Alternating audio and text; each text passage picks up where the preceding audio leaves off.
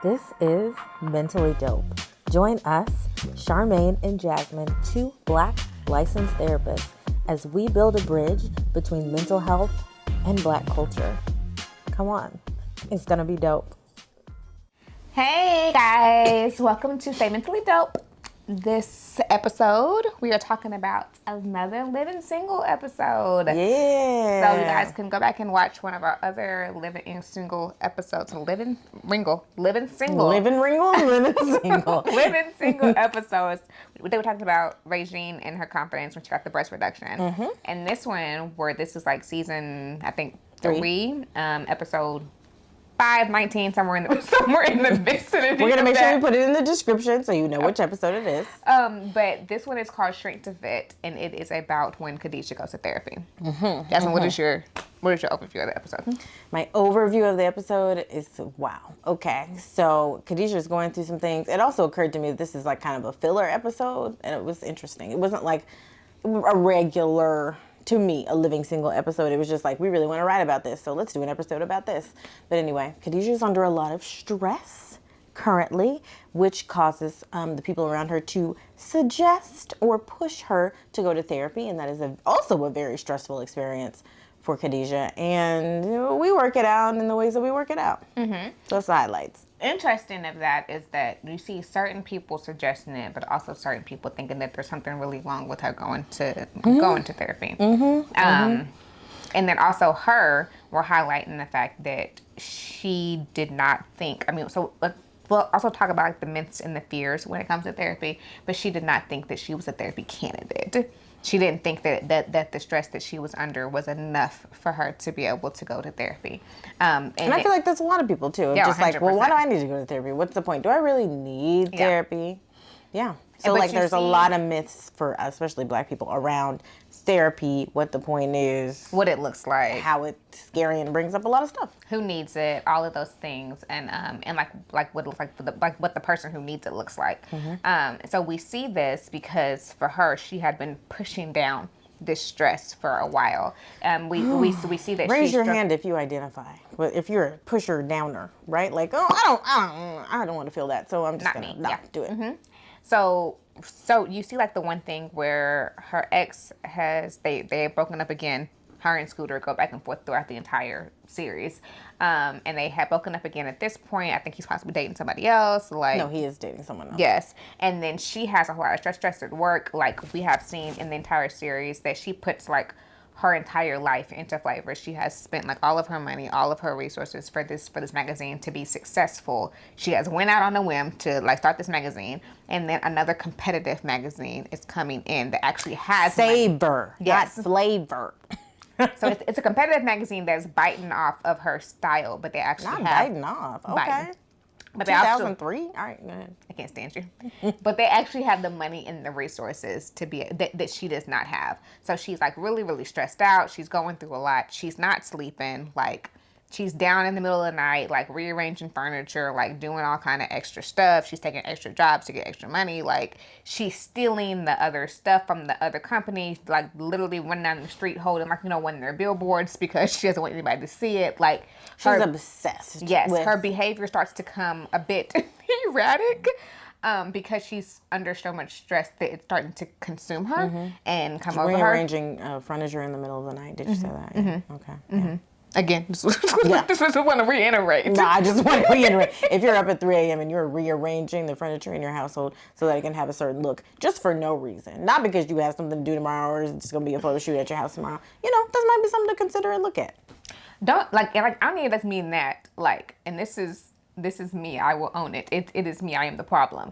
Those moments where the stress has woke you up in the middle of the night and has you on your phone looking up stuff. I have had nights where I am sleeping and then I'm like, wait, did I finish that in the middle of my sleep? And I'm like, wait, did I do this? Now I'm on my phone like doing a note or like doing some kind of assignment. I'm up like it'd be real dramatic. Checking stuff. Like, sleeping like literally, and then I'm just like, wait a minute.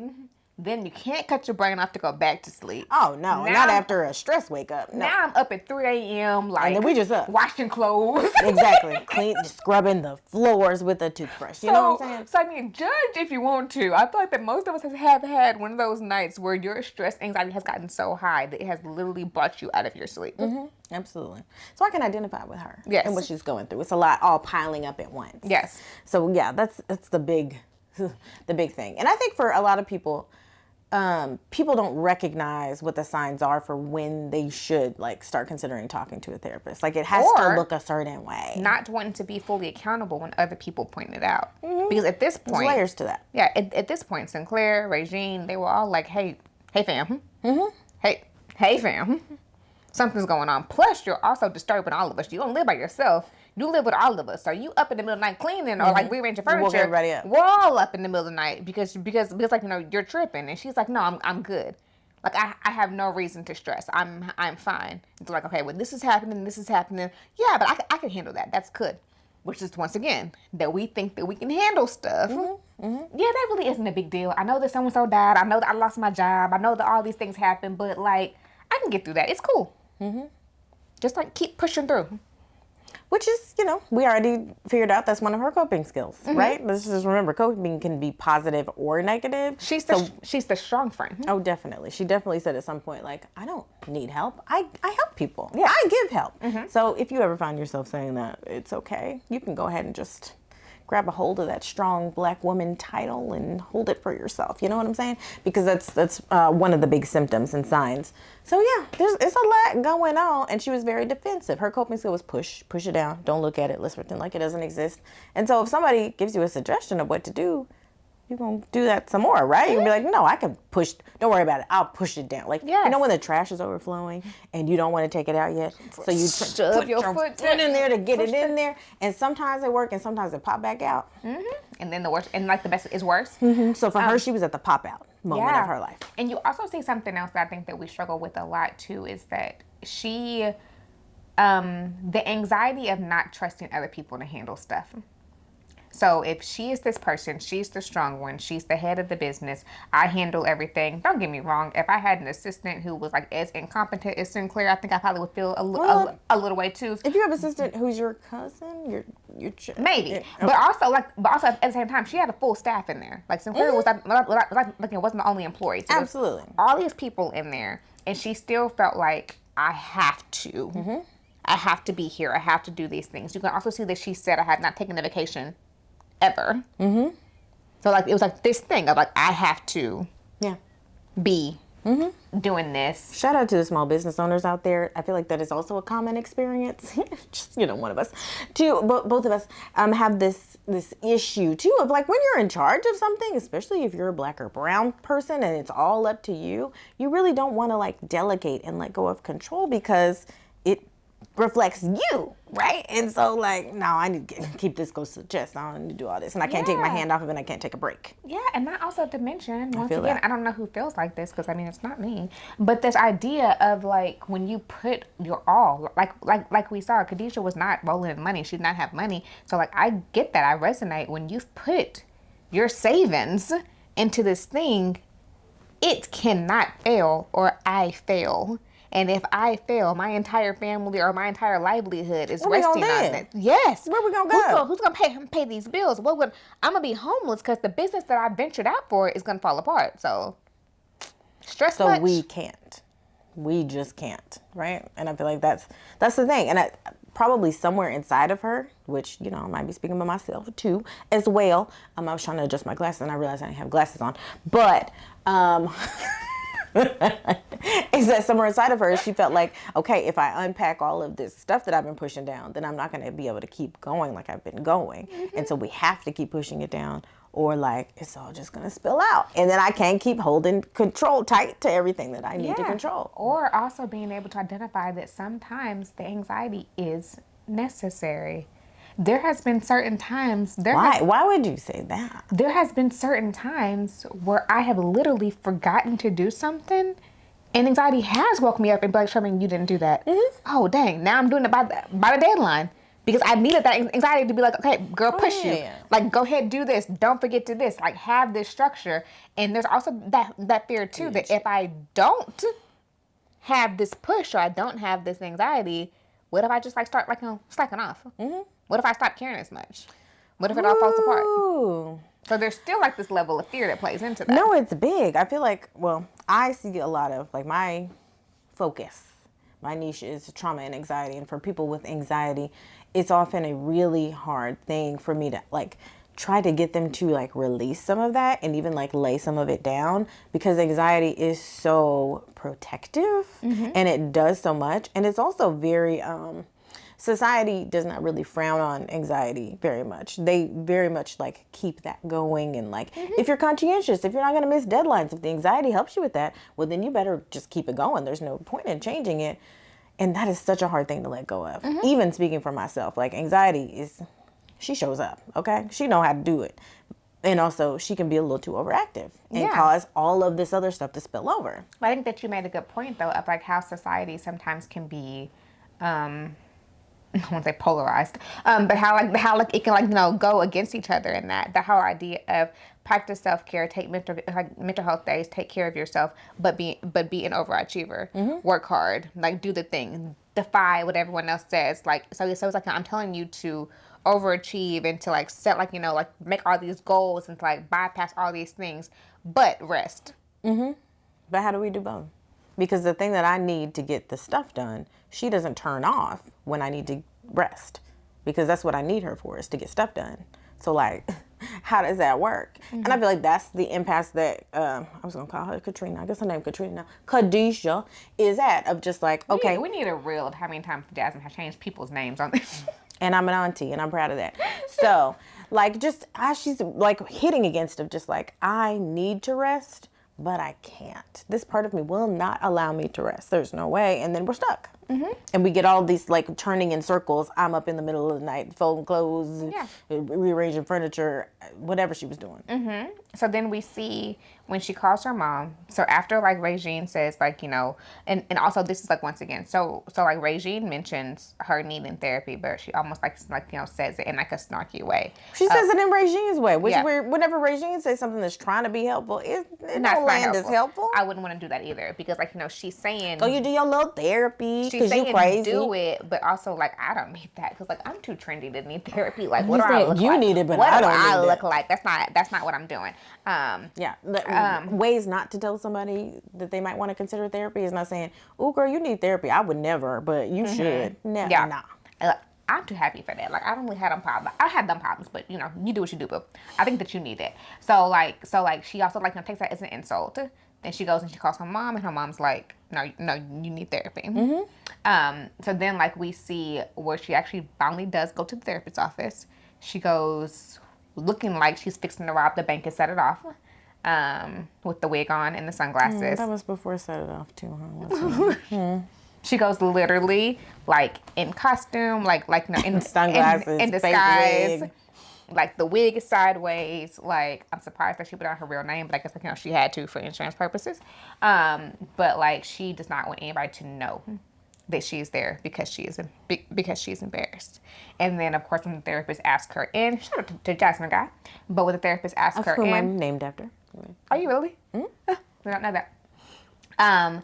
So when she comes in, she's like, "Oh, I don't have problems. Let me come in and tell you about everybody else." Which I don't know about you. I have had clients who will sit down in my chair and tell me about every other person in their life, and I'm just like, "What are we doing, Linda? Linda, listen. Listen, they can talk about them at their session, but you spending your session talking about them. We need to talk about you." But it's more of like she was doing. She was deflecting. She was protecting herself by being like, "Ooh, let me tell you about Max. And let me tell you about Regine. Doing let the me thing tell you she about has Sinclair." been doing, which is, we ain't gonna focus on me right now. We're gonna focus on everything else. So I don't know if anybody can, like, drop a bomb on this. If that's ever been you. Drop a bomb on me, baby. Okay. If that's ever been you, that you can talk about everybody else but not yourself. You can give advice to everybody else, but not yourself. You can fix everything else, but not your own self. No, I didn't like the way that you looked at me when you said that. So, yes, absolutely. Which is, again, coping's not always healthy or positive. That is a coping skill, right? Like, if I have to focus on you and what you need, then I don't have to focus on me. And if I don't focus on me, that's good, because it's kind of messy in there. It's kind of scary in there. It's kind of like got some ugly stuff going on, and that's not fun. But what I can do is make sure I help you, which if you know any therapists, that's usually where we come from, because, that's just part of it. So, yeah, we identify, but I'm sure somebody out here watching this also identifies. Yep. Yeah. Yeah. So, okay, some of the myths that she kind of pushed up on while she was in therapy or trying to work out therapy. One of the big ones is, what kind of doctor was her psychiatrist? So, no, she was a psychiatrist. Psychiatrist? Not a psychologist. No, she was a psychiatrist. She also did prescribe her medicine, or she was going to prescribe her medicine. She was, whatever. She used it as a tactic. But But this is one of the things I feel like there has been like a common like misconstrued things, and a lot of times, especially in like older shows, but we even see it now. A lot of people believe that the therapist that you're looking for has to be a doctor.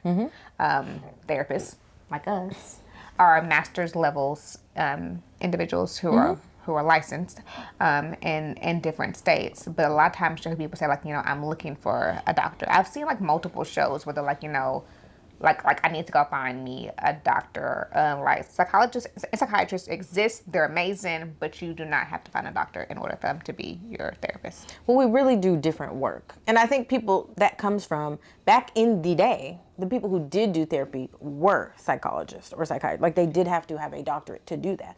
That's not the case anymore, and has not been the case for a long time. So we all need each other, right? Psychologists, they tend to do testing. We need them to do testing. Psychiatrists are literally MDs or medical doctors. We need them to prescribe medicine.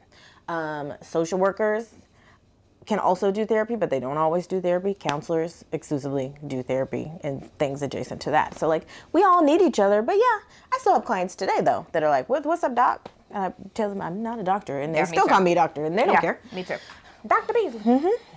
Yeah. And that's fine. As long as you know I'm not a doctor and don't tell anybody else that I'm a doctor. But you can call me a doctor in session if you feel so led. I think that another myth that we saw was that when the doctor pointed out to her that it seemed like that she was depressed, and she was like, I'm not depressed.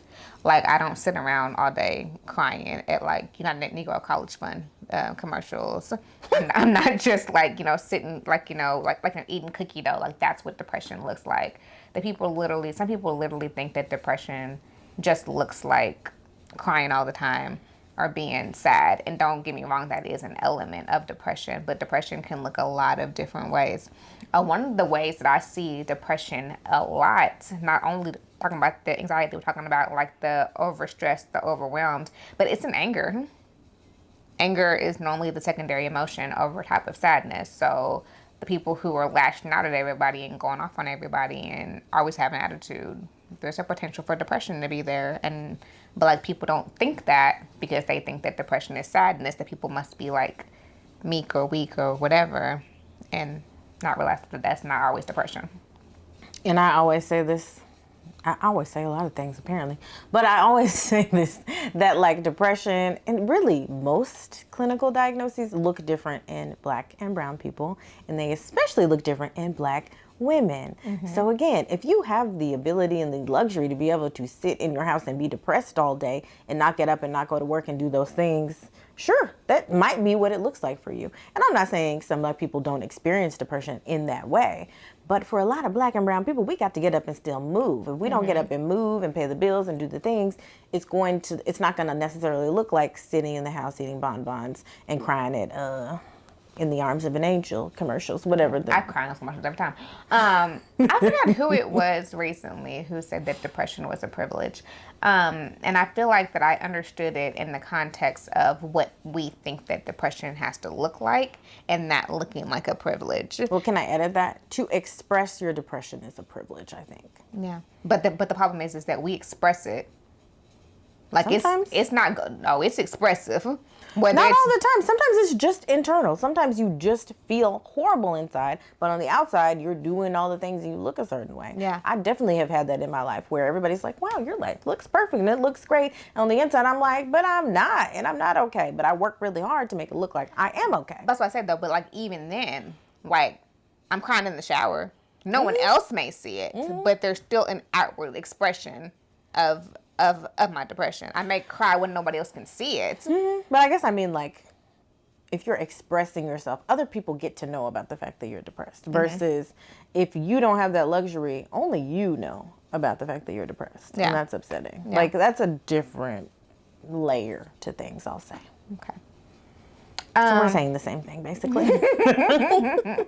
So yes, depression looks different for different people. I also noticed this. You're trained in EMDR as well, right?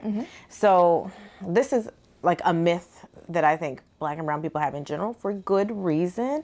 Everything goes back to slavery. Look, can we just, I don't know, we should just make it a song at this point. But especially when I do EMDR, I take out, if anybody's ever done it, I take out my little paddles or some people have like the little wand, but when I take that out, sometimes the people that I see, especially if they're Black or brown, are like, what is it? You finna put something on me? Baby, you finna do something to me? You finna electrocute me? I had a client the other day that told me, I went to this therapist and she put out this light bar and I was gone. And I was like, okay. She should have, like, explain it to you a little, like, a little bit better. But I think that it is that idea that, like, we're, especially us, that we're so terrified, especially with a lot of my clients. They come to therapy already. Like, that's the open door. So if I pull out anything else on top of it, they're like, wait, what? You're taking me too quick. Yeah, wait You're a minute. doing too much. What are we doing with this? It's already a privilege for me to be up here. It's already a lot. And that really is the case. Sometimes it really is a lot for people to show up in therapy already. You want me to do some extra? Absolutely. You want me to do some homework? I'm barely here today. Yeah. I had to fight with the demons to get here today. Like, this happened to pull out sand. I did pull out sand. I'm so sorry. Absolutely. And so, like, that was also one of Khadijah's fears of, like, oh, no, you're going to hospitalize me. Oh, no, you're going to put some electrodes on me and zap my brain. Because, again, that did happen to us. It is not irrational. Is that like, also, like, not how the word shrink came about? That they would literally, like, shrink your brain to make it smaller? I don't know. Okay, Sure. I don't know. I couldn't make that up. But yes, we used to zap people. We used to do all the things where we were figuring ourselves out. And we used to exclusively do that to Black people. Understand. We got to understand. But there's still that fear there of, like, you're going to do something that I'm not going to be able to take back or fix. And that's scary. Because, again, we cannot discount the fact that these things have happened. They have happened. And also therapists have power in that we can call certain people to get involved. We can... I don't know. I don't know a lot of therapists that hospitalize a lot of clients involuntarily. It is very rare. Like, a lot has to be going on with you. But if that is also in the back of your mind, that might be a barrier for you. It's highly unlikely, again, but still possible in the realm of reality. I'm like, even present day, I have a lot of clients who be like, don't let me get locked up. Okay, baby. like that fear of, like, you're going to put me in the hospital. Yeah, absolutely. Or, be like, I have some comments, but I don't want to get the grippy socks on today, so we can't talk about it. I don't want to hug myself. Okay. All right. And sometimes you do, but that don't mean you got to be in a padded room. Sometimes you just need to give yourself a hug. Yes. So. Yes. And I think that we also see something that also happened really, like, that happened too within this, is that after the other magazine falls apart, they put out their first issue and it's terrible, it gets bad reviews, Khadijah expects to feel immediately better. She's been through this stress, she's been tight, she's been wound up, and the thing that she feels like that was, like, holding tight and wounding her up is now gone, and she's like, I should be instantly happy. I don't know if anybody else, once again, raise a hand, leave a comment. If this has ever been you, when you think that what it is that you're fighting for, or what it is that you're fighting so hard to get to, and then when you finally get to it, why am I still not happy? Why didn't I fix the way that I was supposed to be fixing it? I've been chasing this thing. I've been scared of this thing. I've been fighting this thing. I finally I put the key in the lock, and then there's no happiness. Yeah. So, if you're by yourself, you can go ahead. Nobody's here. Nobody's watching you. Just raise your hand if you identify with that as well. And I feel like we all do to a certain extent. Like, we're chasing this thing, and we're, like, working towards this thing, and then we get there and we're like, okay, so now what? Because, like, I don't feel the way that I thought that I was going to feel. This thing was and I sacrificed this and this and this to get here. And now, like, now I got this thing, but I don't have 10 other things. And I still don't feel like I thought I was going to feel. I think that we also talk about this in our Wait and Exhale video.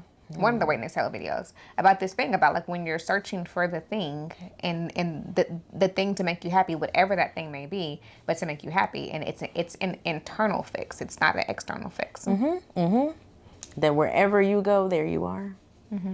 Right? The same Khadijah that was working on the thing and very stressed out is still the same Khadijah. Nothing has shifted internally from when she actually gets a little bit of relief when things like de-stress. And so like that was the thing she needed to work on. Not the fact that she had a whole bunch of stress going on, but the way that she was carrying it and her patterns in carrying it was the thing. Yeah.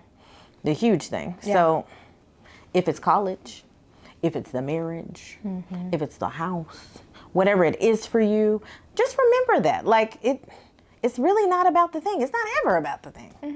It's about you. We talk about relationships. We talk about jobs. We talk about kids. We talk about like all move, these things. the school, all the things. If I just move to a different state, I'll be happier. Yeah. The problem is that. The problem is is that one thing, and like there's not any one thing that's going to make you happy. Yeah. Right? Happy is a constellation of all the things we need in our lives, and it's not any one thing. And it does not mean that sometimes things don't need to shift, because yes, they do. Definitely. But there does still needs to be the internal work that goes with the shift. If you have a crappy job, but you've been at this crappy job for like 30 years, leaving that crappy job isn't going to instantly make you happy, because you have not dealt with yourself in the process. Like, why are you still at the job? Yeah. Right? What does this job give you? What are you getting in this relationship? Like everything. Yeah. Not saying like not to leave, but also deal with yourself. And I think that's what happens when we look up and we're there at the destination and we're like, dang, I wasn't even worried about the journey. Yeah. And then I'm here and like, who am I by the time I got here? So we see you, Khadijah. Oh, I feel you right here in my heart space. Yeah. And that's the reason why she actually goes back to therapy. So if you ever find yourself in that situation of just like, dang, I got everything I asked for and I'm still not happy, that's a reason to talk to somebody. Yeah, I've definitely to do some internal work. I've definitely had clients who searched for something and came back to me and been like, I don't feel fulfilled. Solange, she told us about it. She tried to drink it away. She tried to sex it away. It didn't happen. But anyway, so before we end, well, before we get to our questions that need answers, because we always got that, what are some ways that stress may come up for people that aren't always common or obvious? I think I'll add this, is that I think a lot of people think crying too much is a way that like, you know that you're too stressed, but I also think crying too little as well. Like when Khadijah is in the office, she's like, crying? What are you talking about? The last time I cried is when I watched Lion King when I was a child. Yes. And I'm like, okay, but like if some really bad and hard stuff have happened to you since then and you have never cried or expressed your emotions, that could be a reason to talk to someone, because it is normal to have emotions. Have you ever also had someone tell you that they feel like that they don't feel like that okay, so let's just say that I cried in Lion King because it was so moving. Like I feel like that most of us cried in Lion King. I don't know what's wrong with you if you didn't. But like if you cry in something that's like super duper moving, that when something else happens, you're like, yeah, I can't cry about this. It isn't as big as this. Like it isn't as big as the Lion King? I'm just mean like in general. Oh, okay. I was like what? So I think it's a little bigger than the Lion King. So you know, that feeling too of like those people who were like, well, I cried. Well, I didn't cry when the dog died, so I can't cry when the cat dies, because it was like, I didn't cry about this, or I did cry about this, and it's like it's like not as big as that, so I can't really cry now. Like like almost like weighing the ability to cry. Yeah, this ain't like worth the cry.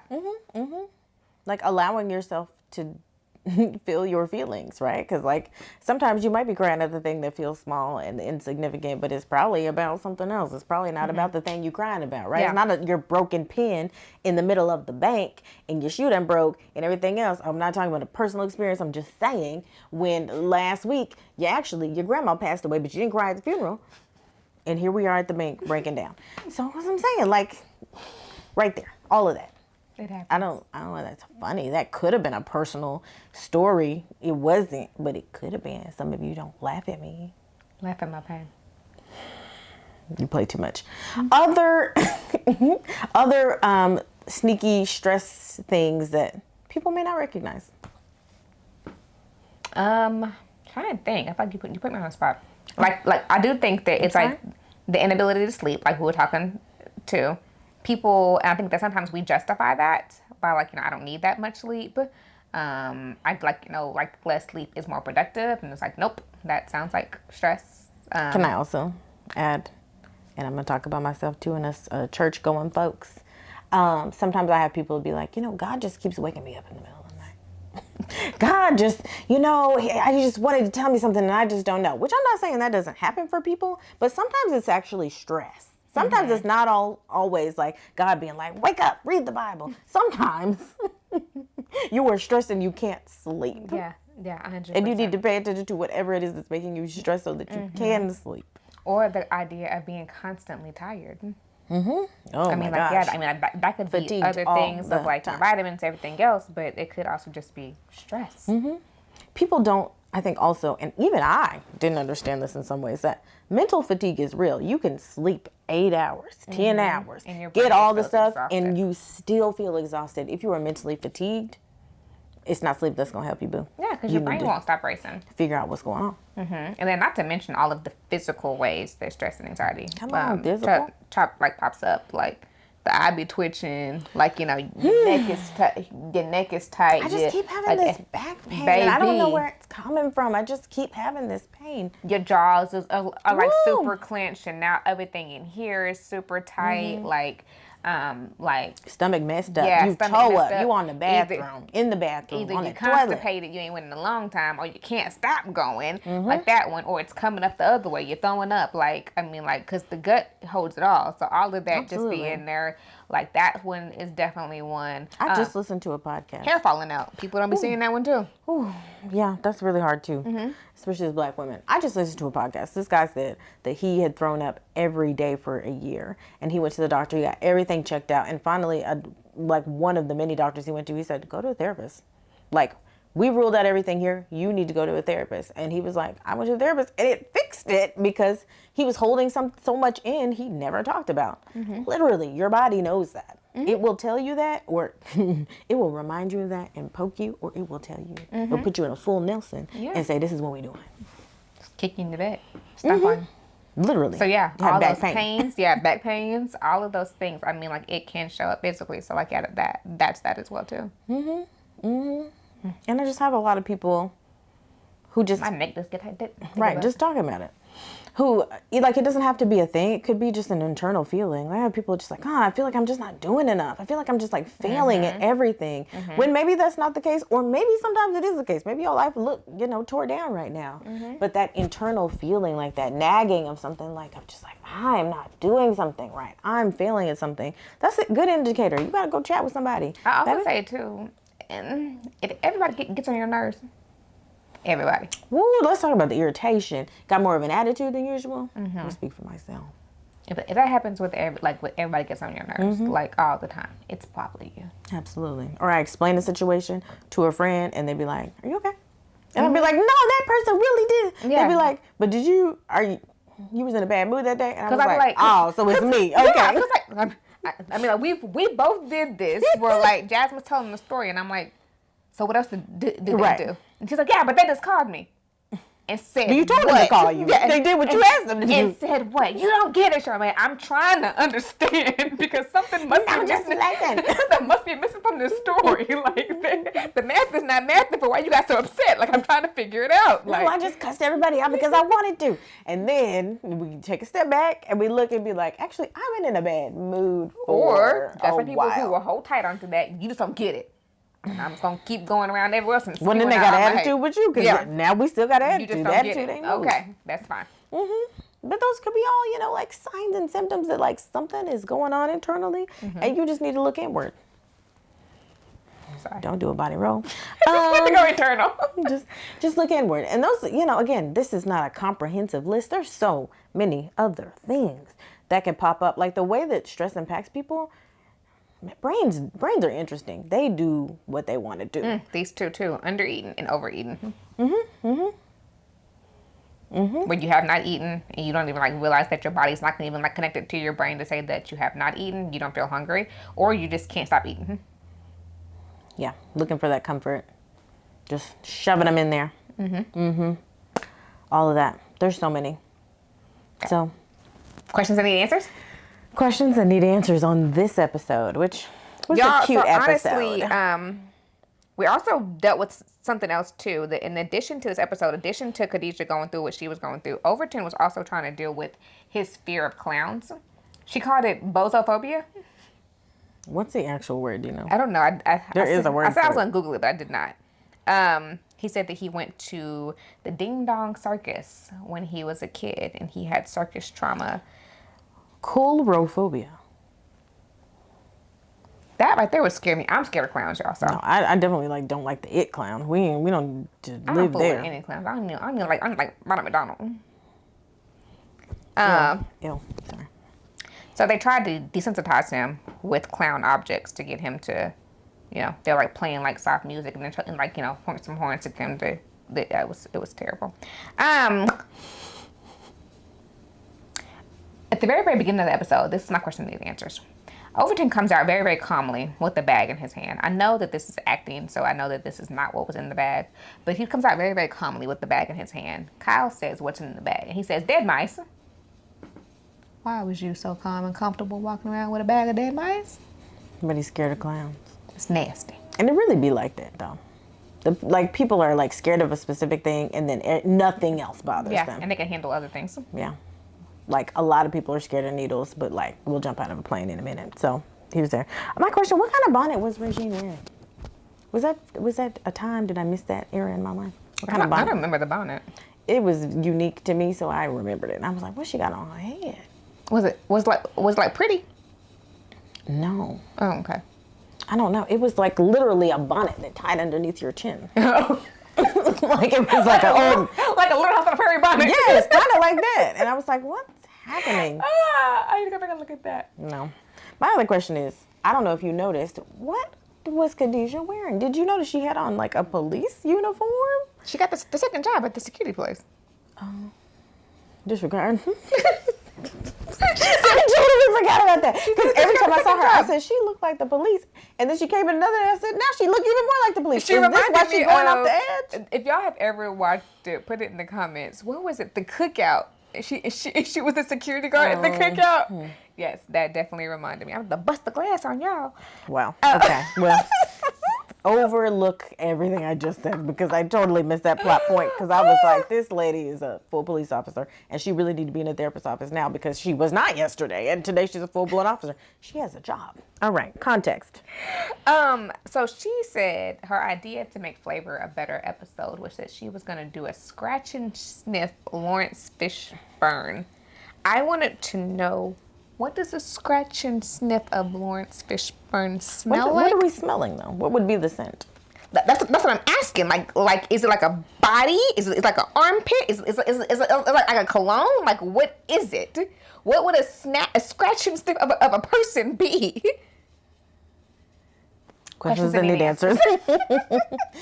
My question is, what made the psychiatrist, which I forget her name, why did they suggest, why was her first suggestion bipolar depression? I was like, whoa, we making big leaps.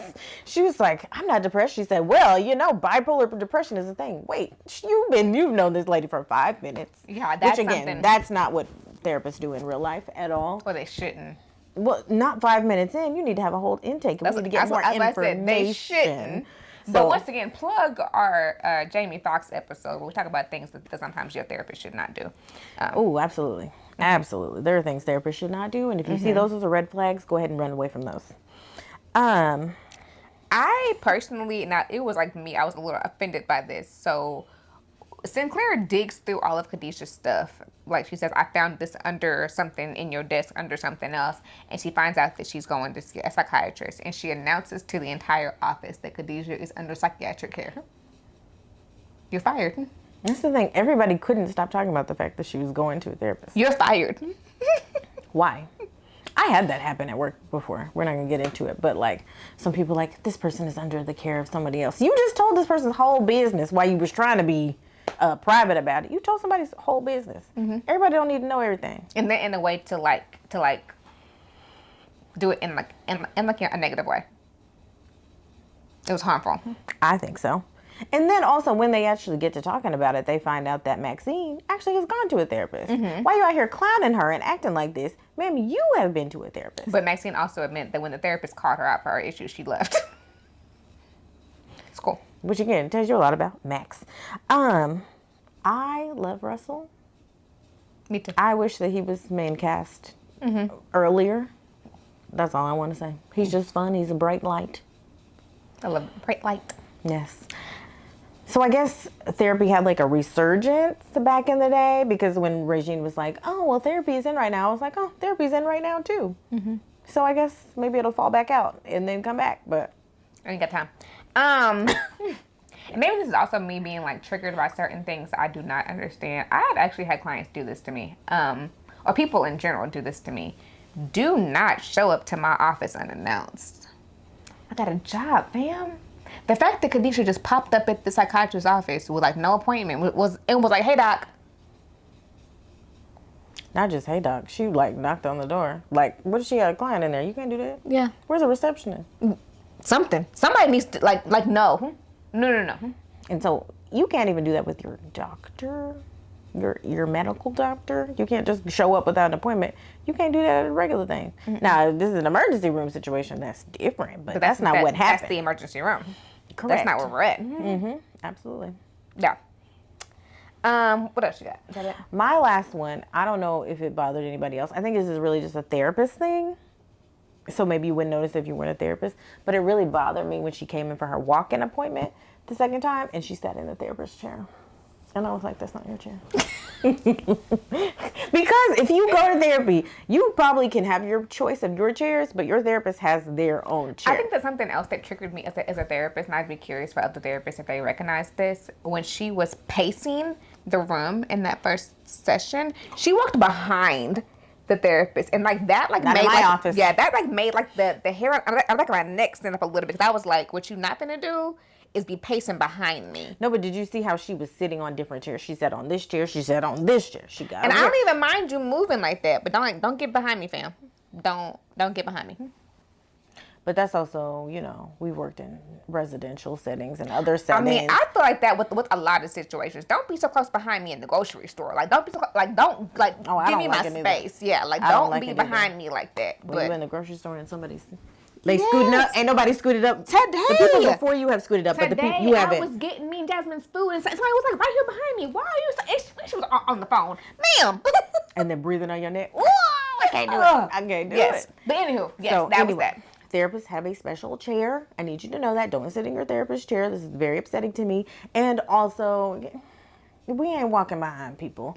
Also, there's a lot of people in therapy for those kinds of reasons, right? They have trauma, somebody can't be behind. We're not doing it. Yeah, 100%. No, that's all. Yeah. Plus, I think that like also if you know that like as a therapist, we're supposed to have our offices set up a certain kind of way. So Some people have their office set up the way that it was in the thing. When I do supervision, when I set up my own stuff, I say, hey, you need to set up your office a certain way. It can't look like that. But some people are cool with that. That's not me. yeah. But anyhow, as always, guys, like, subscribe, tell us what you liked, did not like. Tell us your own thoughts, your questions, and any answers about this whole episode. And any other episodes that you want to see us do from Living Single. Yeah. Talk to us, we talk back. As Stay always, mentally dope.